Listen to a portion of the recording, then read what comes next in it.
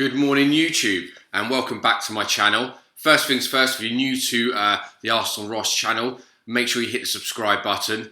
Also, guys, if you'd share and like all the content that I put around, that'd be great. So first things first, going to touch on John Stones like we did yesterday.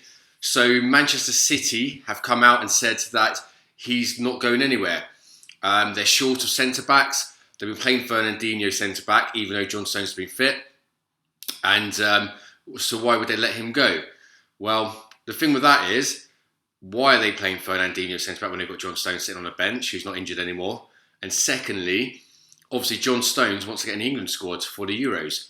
So you'll probably find there might be a little bit of, they might have to come down on that if they don't start playing him. Obviously John Stones want to get into that squad, and he's going to need to be playing to get in. So keep your eyes sort of peeled on that and see what happens. I don't think that's completely dead. I think they've just said, no, look, why do we loan him? But like I say, John Stones wants to get in that England squad, so he's going to need to be playing football.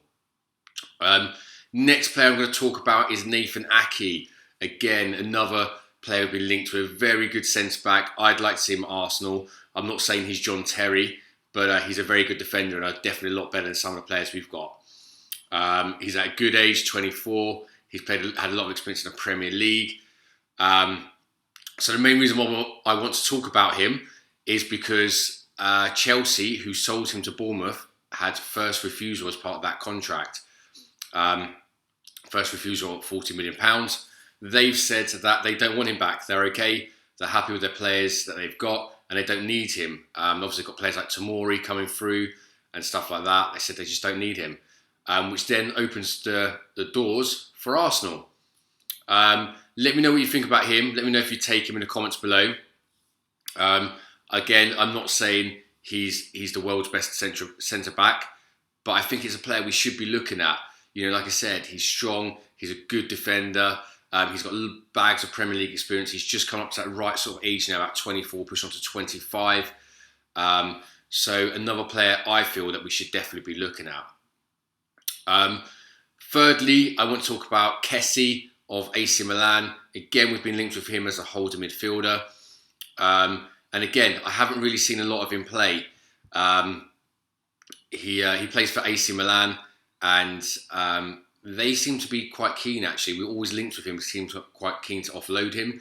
I don't know why that is. I can only assume that he's not that great. Let's face it, AC Milan these days aren't that great. They're nowhere near the team of the 90s. It had Rijkaard and Van Basten and Hullet and all them guys. And, I think their team actually had a record for going something like 700 days unbeaten or something crazy like that. I don't know a lot about him. So if you guys watch Serie A and you have seen him play, let me know in the comments below what you think of him. Do you think he'll be good enough for Arsenal? Will he be a good partner for Lucas Torreira to help protect that defence? I'm not so sure on this one. I think we should be going for people like Thomas Partey of Atletico Madrid. I think he's a much better player.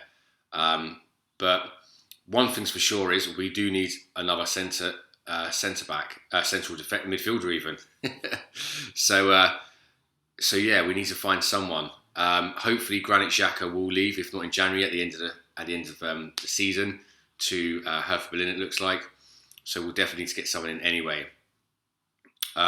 Also, one other bit of news to bring you is that Atletico Madrid have come out and said they want Lacazette only if the Edinson Cavani deal from PSG falls through. Again, I wouldn't be too bothered if he left.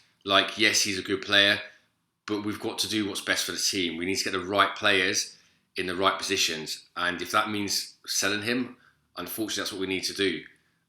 Again, if we get a left wing, which we probably do need, not as much as a defender, obviously, but it'll be more balanced. Put a Bangang in the middle, get a defensive midfielder like Partey, and definitely get a centre back. Our number one aim has got to be a centre back. If not January, it's got to be the summer.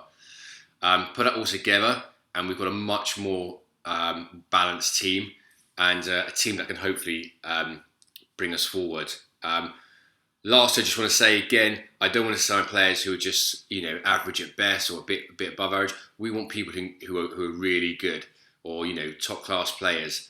Because if you're just getting rid of someone who's not good enough to get someone who's a little bit better but still not quite good enough, you're just going around in circles and you're just going to get frustrated. It's going to be another season where we should have got back into the top four, or we should have challenged for something, or even won something. So I just believe the players we bring in have got to be top class players. No more stopgaps, no more Jerome Boatengs, no more messing around. Let's do this. Let's get our team back to where we need to be and where we should be. Okay, guys, that's all I've got for you today. Have a great day. Like I said, if you're new to the channel, make sure you subscribe. Put a thumbs up on the video as well and share it around. Thanks a lot, guys. See you next time.